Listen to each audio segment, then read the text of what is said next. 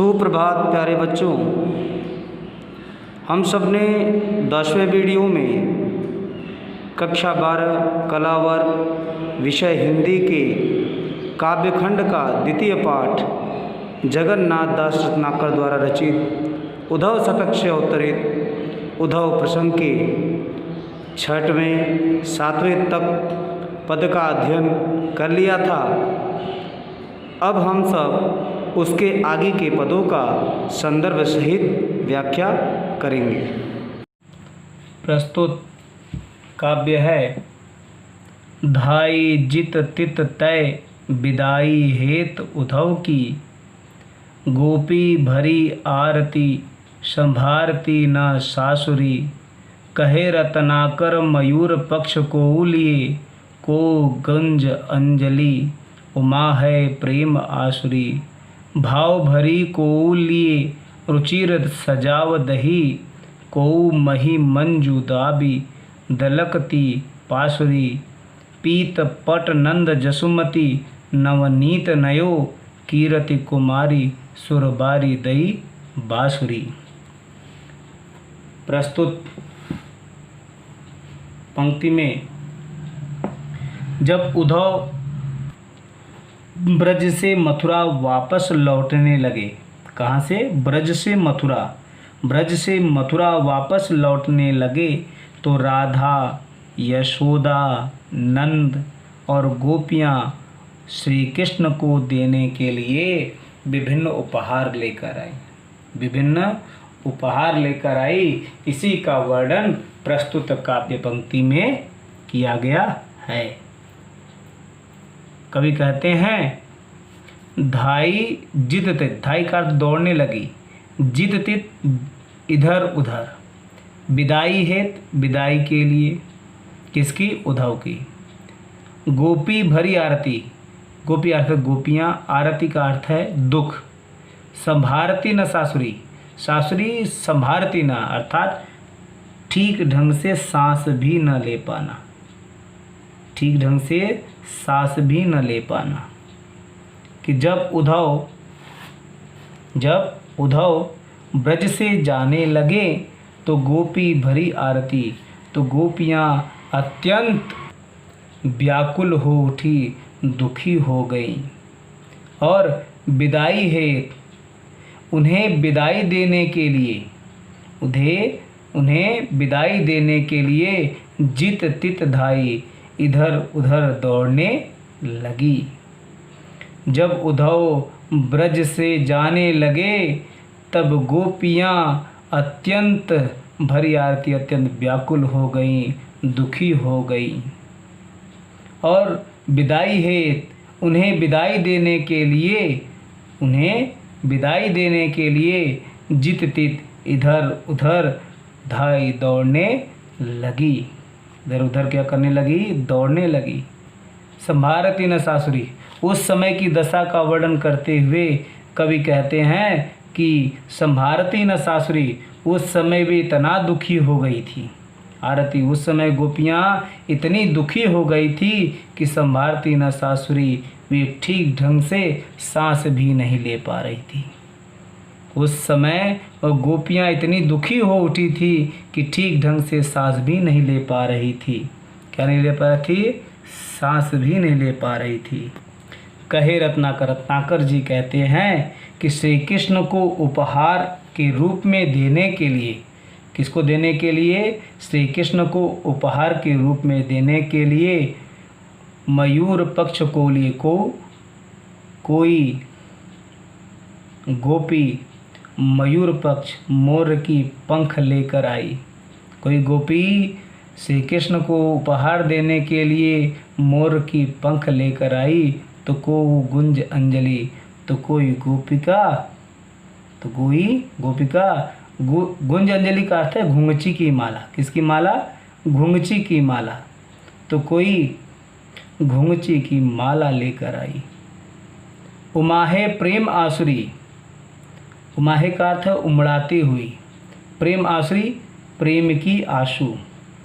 कोई गोपी अपने नेत्रों से प्रेम के आंसू उमड़ाती हुई, कोई गोपी अपने नेत्रों से प्रेम की आंसू उमड़ाती हुई क्या लेकर आई? गुंज अंजलि घुंघची की माला लेकर आई। कृपया एक बार फिर से देखिए। कहे रत्नाकर जी कहते हैं कि श्री कृष्ण को उपहार के रूप में देने के लिए कोई गोपी मयूर पक्ष मोर की पंख लेकर आई, तो को प्रेम आसुरी कोई अपने नेत्रों में प्रेम के आंसू उमड़ाती हुई गुंज अंजलि घुंघची की माला लेकर आई। भाव भरी का अर्थ है प्रेम भाव से भरी कोई गोपी रुचिर का अर्थ है स्वादिष्ट। सजाव दही सजाव का अर्थ है मलाईदार। कोई गोपी मलाईदार दही लेकर आई। कोई गोपी प्रेम भाव से भरी कोई गोपी स्वादिष्ट मलाईदार दही लेकर आई, तो कोई दलकती का अर्थ है फटती हुई। कोई अपनी फटती हुई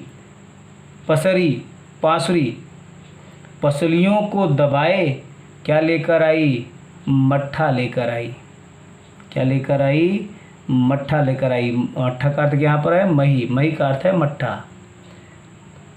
कहें प्रेम भाव से भरी हुई कोई गोपी स्वादिष्ट मलाईदार दही लेकर आई, तो कोई अपने फटती पसलियों को दबाकर सुंदर मट्ठा लेकर आई। क्या लेकर आई? मट्ठा।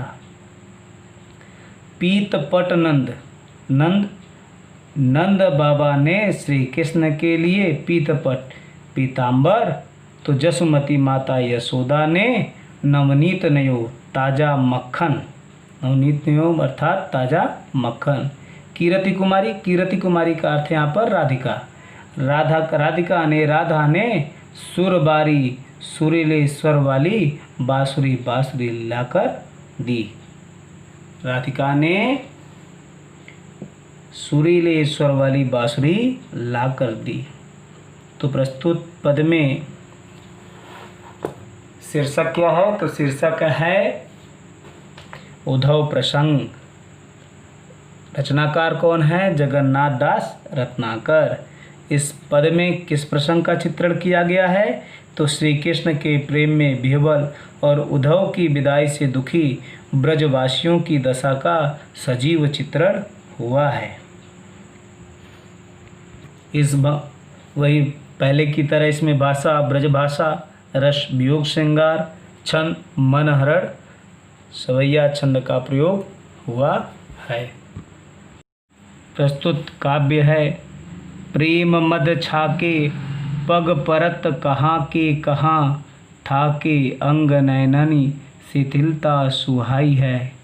कहे रत्नाकर यो आवत चकात उद्धव, मानो सुधियात को भावना भुलाई है।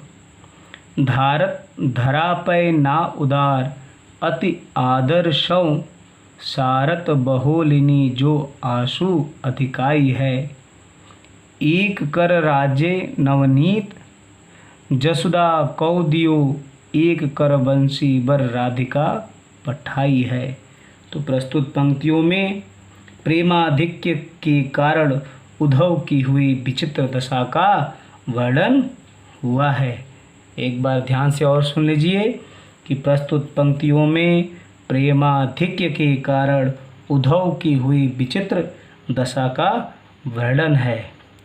वह उस समय का दृश्य है कि जब उद्धव ब्रज से मथुरा के लिए चले तो ब्रज की गोपियों राधा, नंद, यशोदा आदि ने उन्हें भावपूर्ण विदाई दी, अत्यंत भावपूर्ण विदाई दी। तो प्रेम मद छाके, प्रेम मद का अर्थ है प्रेम रस का नशा, छाके का अर्थ है अकंठ पान किए हुए, पग का अर्थ है पैर, परत का अर्थ है पड़ने लगे, कहाँ के कहाँ, कहीं के कहीं, ठाके का अर्थ है थके हुए, अंग का अर्थ है शरीर, नैनन का अर्थ है नेत्र, शिथिलता का अर्थ है शिथिल। कि कहते हैं रत्नाकर जी कि ब्रजवासियों के प्रेम रस का आकंठ पान किए हुए, ब्रजवासियों के प्रेम मदचा के प्रेम रस का आकंठ पान किए हुए उद्धव जी जब चलने लगे तो पग उनके पैर कहाँ के कहाँ पड़त, कहीं के कहीं पड़ने लगे। ब्रजवासियों के प्रेम रस का आकंठ पान किए हुए उद्धव जी जब चलने लगे तो उनके पैर कहीं के कहीं पड़ने लगे। थाके अंग, उनके शरीर के सारे अंग थके से हो गए, उनके शरीर के सारे अंग थके से हो गए। उनके नेत्रों में शिथिलता सी दिखाई देने लगी, उनके नेत्रों में शिथिलता सी दिखाई देने लगी। कहे रत्नाकर जी कहते हैं कि यो आवत चकात उद्धव, कि उद्धव उस समय इस प्रकार चले आ रहे हैं, उद्धव उस समय इस प्रकार चले आ रहे हैं कि मानो को भावना भुलाई, कि किसी भूली हुई बात को, भावना अर्थात यहाँ पर विचार या बात, किसी भूली हुई बात को क्या कर रहे हो, याद कर रहे हो।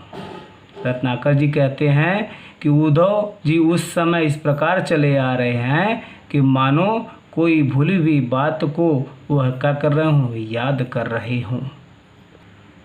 यहाँ से ध्यान दीजिए, एक कर राजे नवनीत, नवनीत का अर्थ है मक्खन, राजे का अर्थ है सुशोभित, कर का अर्थ है हाथ, जसुदा को जसुदा के द्वारा दिया गया हुआ। एक कर मतलब एक हाथ अर्थात दूसरे हाथ। बंसी बर राधिका पठाई, राधिका के द्वारा भेजी गई बंसी। रत्नाकर जी कहते हैं कि उद्धव के एक हाथ में यशोदा जी के द्वारा दिए गए हुए मक्खन राजे सुशोभित हो रहा था, उनके एक हाथ में यशोदा जी के द्वारा दिया गया हुआ मक्खन सुशोभित हो रहा था, तो दूसरे हाथ में राधा द्वारा दी गई हुई बंसी अर्थात बांसुरी, राधा द्वारा दी गई हुई बंसी या बांसुरी। कहें धारत धरा अर्थात पृथ्वी पर, धारत अर्थात धर रहे थे, ना का अर्थ नहीं। उदार अति आदर्शो, उदार अति आदर्शो कि अति आदर अत्यधिक सम्मान का भाव रखने के कारण, अति आदर्शो उदार अत्यधिक सम्मान का भाव रखने के कारण दिए गए उपहारों को उद्धव जी धरा पे ना धरत, पृथ्वी पर धरती पर नहीं रख रहे थे। अत्यधिक सम्मान भाव के कारण उद्धव जी दिए गए उपहारों को धरती पर नहीं रख रहे थे। साथ ही प्रेमाधिक्य के कारण सारत बहुलिनी जो असु अधिकाई है, कि अधिकाई अर्थात प्रेमाधिक्य के कारण आंसू अपने नेत्रों से प्रवाहित होते हुए, प्रेमाधिक्य के कारण वे अपने नेत्रों से प्रवाहित होते हुए, वे का अर्थ यहाँ पर किससे, उद्धव से, वे अपने नेत्रों से प्रभावित आंसुओं की प्रवाहित होते हुए आंसुओं को सारत बहुलिनी, सारत का अर्थ है पोंछते हैं, बहुलिनी का अर्थ है कुर्ते की बाह, कि प्रेमाधिक्य के कारण भी अपने नेत्रों से प्रवाहित होते हुए आंसुओं को अपने कुर्ते की बाहों से क्या कर रहे हैं, पोंछते जा रहे थे। अपने कुर्ते की बाहों से क्या कर रहे थे, पोंछते जा रहे थे। एक बार शीघ्रता से इसका अर्थ समझ लीजिए कि ब्रजवासियों के प्रेम रस का आकंठ पान किए हुए उद्धव जी जब चलने लगे तो उनके पैर कहीं के कहीं पड़ने लगे थे, उनके पैर कहीं के कहीं पड़ने लगे थे। उनके शरीर के सारे अंग थक से हो गए, नेत्र शिथिल सी हो गई। रत्नाकर जी कहते हैं कि उस समय उद्धव जी इस प्रकार चले आ रहे थे कि मानो किसी भूली हुई बात को क्या कर रहे हों, याद कर रहे हों। उनके एक हाथों में माता यशोदा जी के द्वारा दिए गए हुए मक्खन सुशोभित हो रहा था, तो दूसरे हाथ में राधिका द्वारा भेजी गई बांसुरी सुशोभित हो रही थी। अत्यधिक आदर्शों, अत्यधिक सम्मान भाव रखने के कारण उद्धव जी को दिए गए उपहार वो ये धरती पर नहीं रख रहे थे। अत्यधिक सम्मान भाव रखने के कारण दिए गए उपहारों को धरती पर नहीं रख रहे थे। इसके साथ ही प्रेमाधिक के कारण वे अपने नेत्रों से प्रवाहित होते हुए आंसुओं को सारत बहुलुनी अर्थात अपने कुर्ते की बाहों से पोंछते जा रहे थे। तो जैसा हमने बताया था कि इस में कई प्रकार के प्रश्न बनते हैं, तो हर प्रकार से यही प्रश्न बनता है कि इसका शीर्षक क्या है। तो शीर्षक है उद्धव प्रसंग, रचना है जगन्नाथ दास रत्नाकर रचनाकार हैं। और इसमें किस प्रसंग का चित्रण किया गया है?